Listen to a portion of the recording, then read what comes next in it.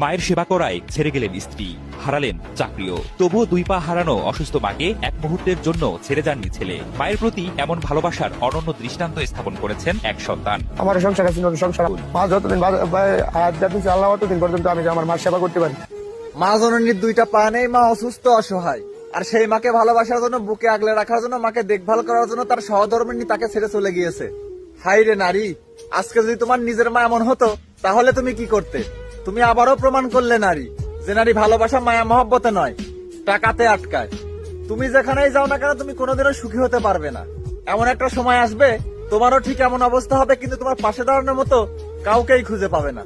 আর মাকে এত পরিমাণে ভালোবাসার জন্য তোমার জন্য মন থেকে স্যালুট রইল ভাই। এমন সন্তান কয়জন মায়ের গর্ভে জন্ম নেয়? এই দুনিয়ার বুকে যত মা আছে প্রত্যেকটা মায়ের গর্ভে যেন তোমার মতো সন্তান জন্ম নেয়। আর মহান রব্বুল আলামিন যেন মাকে এই পরিমাণে ভালোবাসার জন্য তোমার জীবনের সমস্ত গুনাহ খাতাগুলোকে মাফ করে দেন। আমিন।